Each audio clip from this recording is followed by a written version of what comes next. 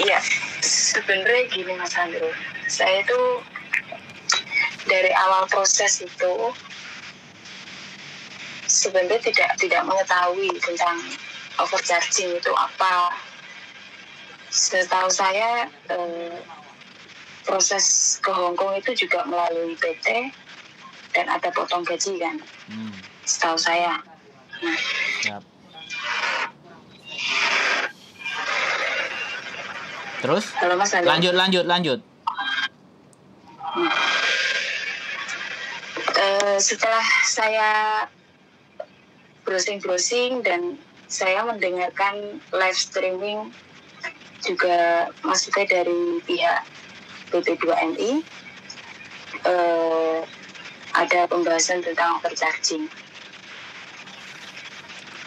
dan di situ juga menjelaskan tentang undang-undang tentang overcharging tersebut, tentang masalah potongan itu. Betul. Potongan PP tersebut. Terus? Iya, sebenarnya saya merasa terbebani dengan adanya potongan yang menurut saya besar. Terus? Lanjut. Terus saya berusaha sendiri melaporkan ke pihak aduan saya ke pihak BP2MI melalui email. Terus? Dan saya mengirimkan aduan saya bla bla bla bla bla ke email tersebut, dan pihak BP2MI membalas email saya dan meminta bukti foto tentang penagihan tersebut. Oh, surat hutangnya. Surat hutang dan bukti. Dan mereka juga meminta kita menulis bukan mengetik aduannya, itu menulis tangan dan kita fotokan, kita kirim. Ini boleh disebut BP2MI mananya enggak, Mas Andro? Oh, boleh. Saya pengaduan di BP2MI Malang. Malang ya, oke. BP2PMI Malang. Oke. 2MI Malang. Siap. Saya sudah melapor ini dari kurang lebih 4 bulan yang lalu. Dan dari itu setelah sampai sekarang ini kasus saya tanyakan lagi, aduan saya tanyakan lagi. Mereka menjawab katanya kasus saya ini sudah ditangani sama BP3MI pusat. Oh, BP3MI pusat sudah dilempar ke pusat. Ya. Oke. Gimana Mas Andro? Sudah dilempar ke pusat. Ya, katanya sudah ditangani di pusat. Siap. Saya kan ada beberapa teman juga yang ikut melapor. Betul. Nah, dan dari beberapa teman saya itu sudah melakukan Zoom bersama BP2MI dan juga pihak PT dan juga mbaknya yang ikut melapor. Wah, keren ya. Tapi nggak ada rekamannya ya? Iya. Nggak ada Mas Andro. Oke, mungkin siap. Itu bersifat pribadi. Siap. Maksudnya mereka hanya berdua yang ikut Zoom gitu. Siap. Nah, dari pihak BP2MI itu sebelumnya juga meminta bukti-bukti kita untuk menanyakan ke majikan berapa majikan membayar agent.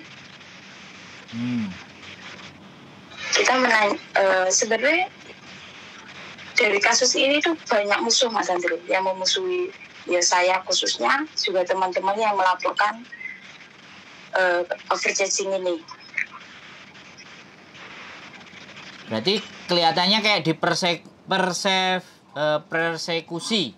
Jadi yang lapor itu justru diancam atau diintimidasi atau dibikin tidak nyaman lah, persekusi ya. Bahasanya seperti itu ya.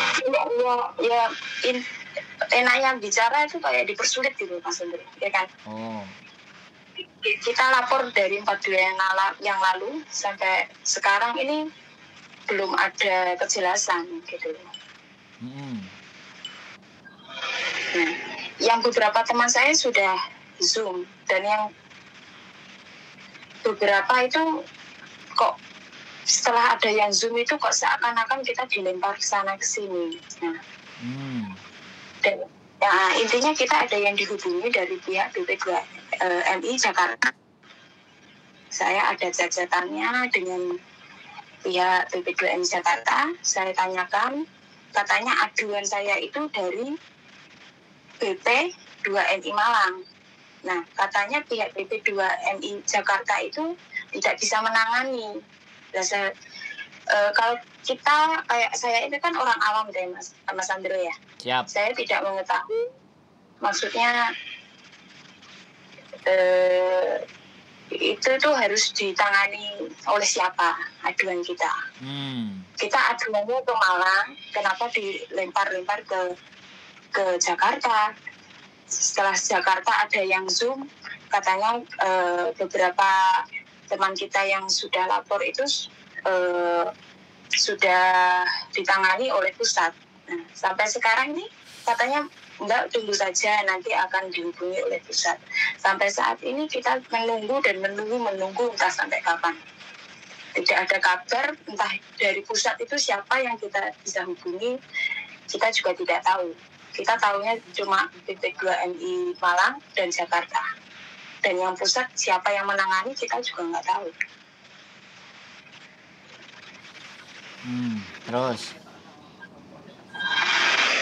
Ya saya tahu intinya kalau di pusat itu kan banyak yang itu Mas Andro yang ditangani kan. Bukan hanya kasus oversetting. Dari intinya ada dari banyak negara lah. Ya macam-macam lah. Ya tapi ya setidaknya ya mbok yo kita itu ya jangan dianaktirikan gitu loh. Maksudnya kita di sini kan juga intinya kan berhadapan langsung sama majikan, pihak bank, pihak PT juga. Oke. Saya itu intinya gini Mas Andro. Saya itu di sini bukan memprovokator mbak-mbak yang maksudnya ada potongan PT untuk ikut melapor itu tidak Mas Andro.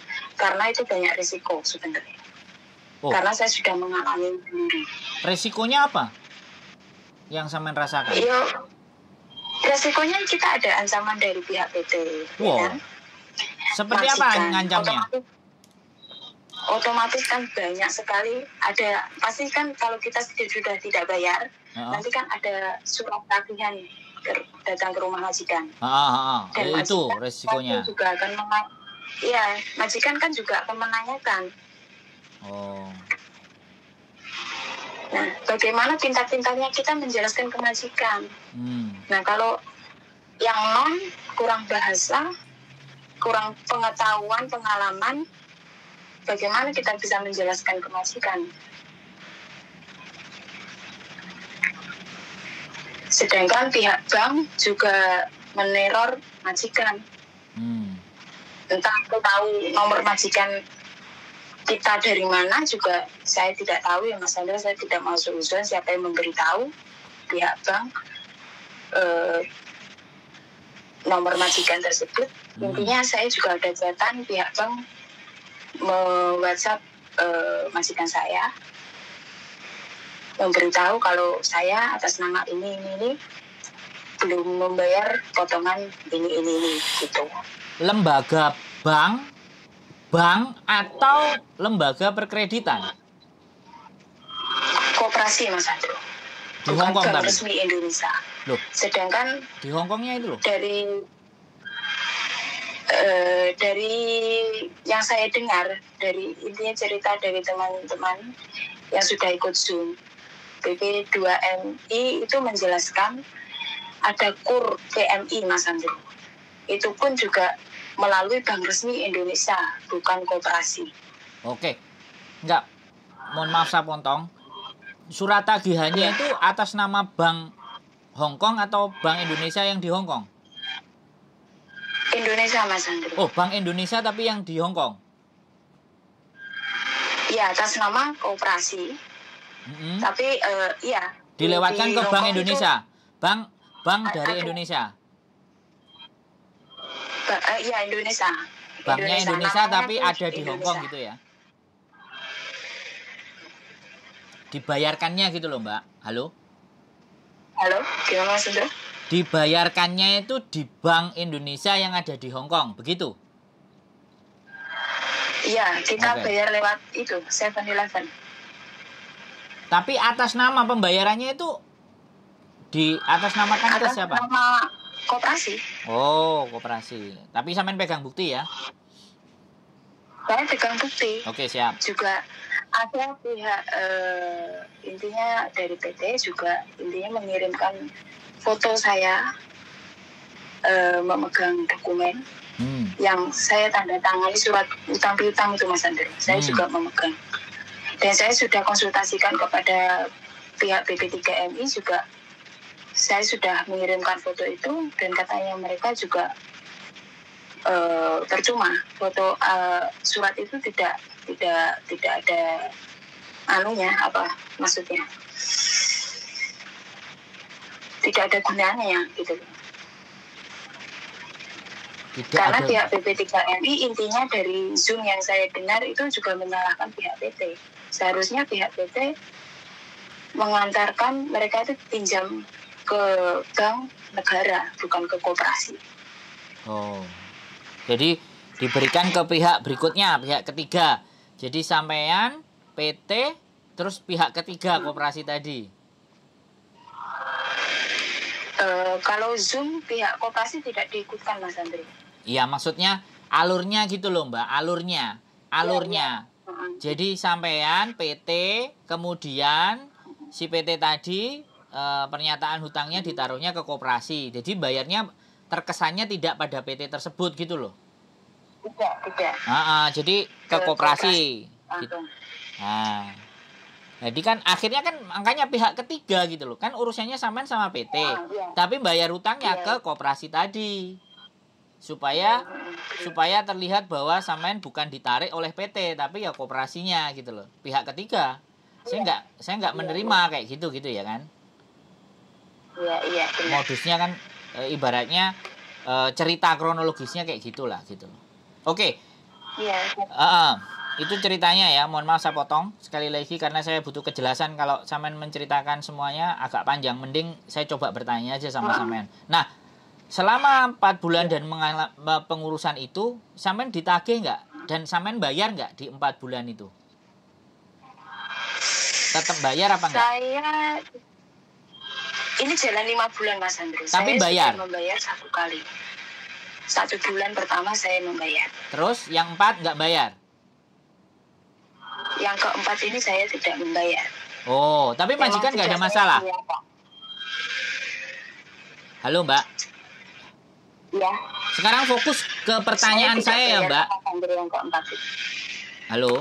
Kelihatannya suaranya telat. Ya, halo. Artinya yang 4 itu sampean nggak berbayar? Tidak. Nah, tapi majikan juga ditelepon sama penagih hutangnya? Iya. Tapi majikan nggak ada masalah? Kooperatif sama sampean? Saya tidak ditelepon, Mas Andri. Tapi pihak bank menelpon majikan saya. Oh, lah iya. Majikan saya. Makanya saya tanya. Dan juga ada surat penagihan beberapa kali datang ke alamat majikan saya. Oh, tanggapannya majikan bagaimana? Tanggapan majikan sebenarnya ya menanyakan ini bagaimana dan saya juga menjelaskan ke majikan loh. Tapi oke. Dia nggak diintimidasi majikan atau di kamu gini gitu nggak ada. Ada beberapa kalau majikan saya itu mendukung saya, Mas Andrew.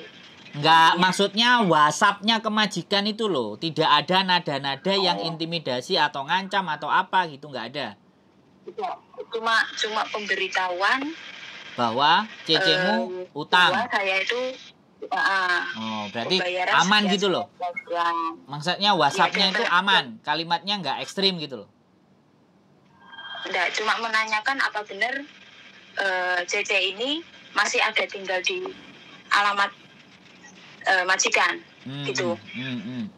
Terus itu kalau ada kalau nggak salah bahasa Inggris itu kayak ada tulisan debt collector, intinya ada seperti itu. Tapi majikan saya itu kooperatif dengan saya, maksudnya intinya dia memahami lah kalau saya itu mau speak up. Dan majikan saya menyarankan, kenapa kamu tidak lapor polisi saja?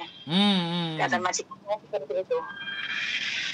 Terus saya bilang, saya sudah melaporkan ke pemerintahan Indonesia. Saya bilang begitu. Indonesia itu tidak seperti Hong Kong. Kalau Hong Kong kita lapor, besok langsung bisa ditangani. Kalau Indonesia itu sampai berbulan-bulan. Oke. Ya susah lah ngomongnya Mas Andrew bagaimana. Oke. Tapi intinya gini ya, intinya sampean nggak bayar di 4 bulan, cuman bayar 1 bulan aja, dan sampean masih belum tahu kejelasan persoalan sampean ini sampai bagaimana dan seperti apa, ya gitu ya. Ya. Tapi sampean. Tapi sampai saat ini bulan kemarin itu sudah tidak ada surat penagihan yang datang lagi. Oke. Jadi, tapi perasaan sampean merasa bahwa ini sebenarnya kejelasan masalahku bagaimana, kan kayak gitu tuh. Itu kan sampean tanyakan. Saya hanya itu saja, dan saya ingin menanyakan ke pihak BP2MI tersebut yang menangani saya. Dan intinya kan dokumen saya semuanya kan masih ada di PT, Mas Andrew. Oh ya, kan karena mereka masih menyita ya, masih menjadi barang jaminan. Ya. Oke. Ya sudah. Saya ingin, kalau yang sudah ikut Zoom itu kan sudah dikasih penjelasan pengembalian dokumen dan pengembalian beberapa data biaya. Oh. Kalau yang tapi sampean belum ya? Beberapa kali. Sampean belum dipastikan. Ada pengembalian uang. Oh. Iya. Oke. Keren ini berarti kan. Kalau ada itu dari pihak PT pun, dari yang masih ada karantina itu kan majikan membayar mahal kan Mas Andrew kan. Betul. Dan setelah tidak ada karantina kan normal. Ya sekitaran membayar nominal 16 ribuan lah. Nah, kalau yang masih karantina kan 20 ribu lebih ya Mas Andrew ya. Itu yang mungkin yang tidak dimengerti oleh pihak BP3MI. Pihak BP3MI kan menyuruh pihak PT untuk menulis berapa perincian kita proses di PT di waktu ya kita selama proses di PT itu berapa perincian semuanya, pasporan, TAP semuanya lah. Nah setelah total itu yang berangkat pas waktu corona dan ada karantina itu majikan ada kwitansi 20 ribu lebih. Nah, itu ada beberapa yang dikembalikan. Yang sudah dibayarkan ada pengembalian. Nah, dan yang sedangkan yang setelah corona, yang berangkat setelah corona sudah tidak ada karantina, seolah-olah PT itu bilang tuh kalau kita harus masih membayar beberapa uang gitulah Mas Andrew.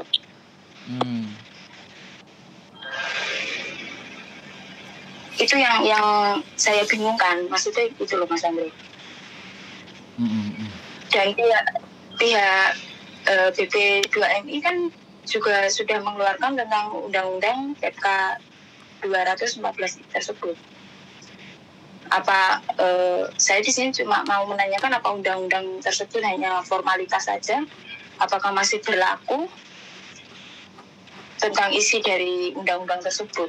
Karena saya di sini juga orang awam, saya tidak mengerti apa itu undang-undang negara, saya juga tidak memahami karena saya juga tidak berpendidikan tinggi kan Mas Andrew.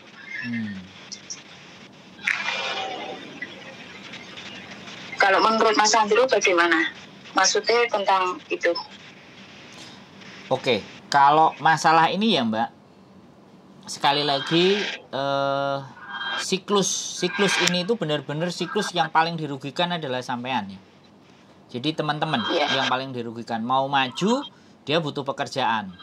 Tapi kalau nggak maju dia harus terima bayar. Nah inilah yang menjadi concern dari beberapa ya teman-teman yang berorganisasi itu, bagaimana ini akan dihapuskan, bagaimana ini akan diselesaikan. Dan salah satunya juga saya juga punya cara yang berbeda gitu intinya, untuk meng-up keluhan dan kegelisahan teman-teman dengan di-up nanti. Nah kayak kebetulan kemarin contohnya adalah garangan di-up, terus bea cukai di-up, akhirnya bea cukai juga akhirnya bikin Zoom untuk bahkan bikin grup kan kayak gitu kan, bikin grup untuk pengaduan dan ABCD kan. Nah makanya harapannya nanti ketika yang kasus ini juga lagi kita siapkan, kita lagi prepare yang sudah speak up dan surat utangnya semuanya sambil nanti dipelajari, karena bagaimanapun kalau urusan perselisihan yang ini disangkutkan hukum perdata atau perjanjian atau semuanya, itu pastinya kan yang bergerak pasti bukannya kami gitu loh, karena kita hanya menyuarakan. Tapi mudah-mudahan nanti coba kita akan berdiskusi dengan tim bagaimana kira-kira hal ini, kemudian bukti-bukti sudah kita tampilkan, terus saksi-saksi termasuk teman-teman itu juga kita tampilkan. Apakah ini bisa? Karena sekali lagi proses perjanjian itu kan di Indonesia, otomatis bisa dilakukan hukum di Indonesia, walaupun pembayaran atau penagihannya di Hong Kong. Jadi ini yang lagi jadi kita konsen. Jadi cerita sampean ini mudah-mudahan menjadi awal baru gitu loh, keberanian teman-teman yang lain untuk menyampaikan. Karena sekali lagi gini loh ya Mbak, kita kan naikkan the content ya, tapi kalau teman-teman diem ya sudah, karena kan saya bukan yang berproses gitu loh. Jadi saya berbicara model apa aja, kalau saya yang bukan jadi korban kan ya nggak dianggap, ya kan pastinya. Iya betul Mas Andrew. Tapi ketika intinya itu dari diri kita sendiri Mas Andrew. Makanya kalau kan kita berani ya monggo, kalau nggak berani ya nggak apa-apa. Ya jangan, nggak apa-apa gitu loh. Karena itu resikonya kita menghadapi pihak PT, majikan dan bank. Nah ini kan makanya posisi-posisi. Kalau dari majikan mereka tidak percaya dengan kita, selesai, kelar. Ya, intermediate. Iya, kelar. Dan menyusahkan diri sendiri kan. Kamu itu satu ada kamu di intermediate mungkin. Karena majikan kan juga banyak yang itu tidak mau ribet lah Mas Andrew kan. Betul, karakter Hong Kong pasti nggak mau diributkan. Aku mau cari CC, aku mau kerja baik-baik, aku nggak mau ada debt collector, ada surat hutangan macam-macam ABCD lah. Jadi nanti makanya kita dua sisi. Yang pertama bisa jadi nanti kita speak up kepada beberapa majikan. Artinya ya sekali lagi kembali lagi ya prerogatif mereka, apakah membela CC-nya atau dia nggak mau tahu, cuci tangan, nggak pernah mau kena masalah. Nah itu kan yang menjadi dasar pertimbangan. Makanya ketika kita maju pun kita harus hitung, kita harus atur, dan konsekuensinya harus disampaikan ke kayak sampean ini, teman-teman yang memang jadi korbannya. Jadi apakah kita bisa dipastikan, karena teman-teman kesini itu cari uang bukan cari masalah kan kayak gitu tuh, ya kan?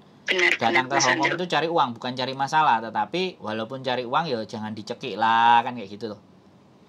Aku cari uang jangan kalian ya bahasane ku welek sih, saya nggak mau bahasa yang kasar sih, ojo diperes lah kayak gitu loh, wis pegel gitu loh. Jadi tolonglah dibantu, karena di Indonesia posisi dan keadaan sulit.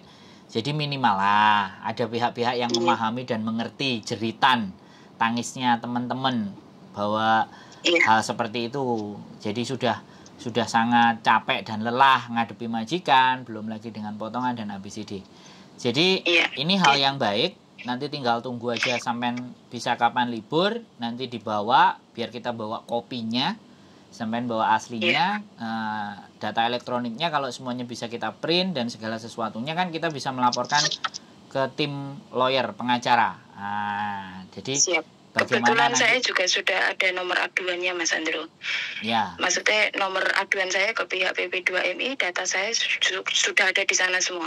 Ya, ya itu kan nanti dari sisi mereka, ya kan, dari sisi kita, betul. Bagaimana dan nanti pihak yang membantu kita atau tim kita itu bagaimana merespon tentang persoalan ini, dan tetap sampean hanya nyodorin bukti dan sampean saksi, tapi sekali lagi ya kan kita timbang-timbang resiko yang akan sampean terima. Itu yang paling penting menjadi bahan pertimbangan adalah jangan sampai kita melakukan sesuatu tapi sampeanlah yang terkena dampak. Nah, ini yang nggak bisa, yang kita harus benar-benar halus, hati-hati dan waspada. Intinya harus dipikirkan dengan matang-matang ya Mas Andro ya. Paling penting itu posisi sampean, bukan posisi saya. Posisi sampean itu yang paling penting. Jadi efek samping yang akan sampean alami itulah yang harus kita pikirkan baik-baik gitu loh. Sekali lagi ya kan. Jadi kita juga nggak pingin gegabah, gerusa-gerusu, ditata pelan-pelan sebaik-baiknya. Terus resikonya seperti apa kita diskusi dengan tim ahlinya yang memang ngurusi, karena bagaimanapun tanda tangannya itu sampean kan nggak megang dokumen untuk tanda tangan surat perjanjian itu loh. Bahwa surat perjanjian itu atau apapun. Surat perjanjian itu harus dipegang dua belah pihak kan, seperti itu gitu loh. Nah itu nanti yang seperti itu itu nanti yang akan. Itu pun saya tanda tangan juga 1 hari sebelum saya terbang. Iya, semuanya begitu Mbak. Nggak sampean semuanya. Benar, seperti itu cara kerja PT semua begitu. Makanya di sini harapan saya cuma ingin BP3MI atau BP2MI itu mendengar keluh kesah kita yang sudah mengadu ke mereka, aduan kita. Ya intinya ingin segera diselesaikan lah Bapak Ibu BP2MI. Siap. Intinya seperti itu. Kita di sini juga sudah menghadapi ancaman bank, majikan dan semuanya. Ya, siap. Kita sudah berjuang sampai beberapa bulan ini. Siap. Ya semoga konten ini juga ada yang mendengar dari pihak PP2MI juga. Siap. Untuk segera melanjutkan kasus overcharging yang sudah masuk di laporan kantor PP2MI. Siap. Oke. Nanti tinggal atur waktu, kapan sampean libur, ada ketemu, kita berdiskusi agak lebih panjang dan sama teman-teman yang korban yang sudah terkumpul, dan kira-kira bagaimana nanti semuanya kita atur, set up, dan tim kita di Indonesia apakah benar-benar juga bisa menjadikan ini sebagai sesuatu yang bisa diselesaikan dengan cara yang baik. Ya pastinya kan begitu. Tidak dengan cara yang sembrono, tidak dengan cara yang gerusa-gerusu, tapi perhitungannya harus tepat. Terima kasih Mbak mudah-mudahan ini menjadi terima kasih tonggak. Sekali Mas Andro. Saya ini sebenarnya hanya mengeluarkan unek-unek saya ini loh. Iya benar. Nanti kalau kurang puas unek-uneknya bisa kita offline ya. Ini karena online, nanti mungkin ada waktu kita keluarkan offline dan nggak perlu kita rekam. Jadi karena sudah diceritakan di online. Sehat selalu Mbak ya, tetap semangat ya. Mohon doa, sekali lagi mohon bantu doa dari sampean supaya kita juga bisa membawa ini ke tempat atau sesuatu arah yang benar dan bisa setidaknya membantu perjuangannya teman-teman, meringankan bebannya teman-teman. Itu harapan kita semuanya. Oke. Baik Mas Andro. Gitu. Terima kasih. Sehat selalu, tetap semangat dan jangan pernah menyerah. Itu aja Mbak ya. Siap. Kita tutup. Matur suwun Mas Andro. Sehat selalu. Sehat selalu. Matur Mbak Nun. Assalamualaikum warahmatullahi wabarakatuh. Terima kasih. Waalaikumsalam Mas Andro. Oke teman-teman. Ya. Jadi apa ya? Sekali lagi sudah banyak ini yang memperjuangkan tentang hal ini sejak zaman dahulu kala dan sampai saat ini. Mungkin saya hanya bagian yang kecil ya. Masih baru tapi oke lah. Saya pakai cara yang berbeda, saya pakai cara yang lain, dan mudah-mudahan cara yang berbeda dan cara yang lain itu membuahkan hasil dengan tanpa merugikan buat teman-teman semuanya. Walaupun sudah banyak yang berjuang duluan, teman-teman yang memperjuangkan itu dengan berbagai macam cara, tapi dengan cara kami seperti ini. Oke. Mohon dukungan teman-teman semuanya, semangat kalian, dukungan kalian, doa kalian, komenan kalian itu sebenarnya yang sebenarnya mengabulkan itu semuanya. Jadi bukan dari saya, bukan dari tim, tapi sekali lagi doa kalian, dukungan kalian, dan semangatnya kalian itulah yang membawa keberhasilan untuk harapan atau keluhan atau yang ingin kalian rasakan agar lebih enak, lebih longgar hidupnya. Itu saja dari saya. Keep stay tune my YouTube channel and see you next video. Bye-bye.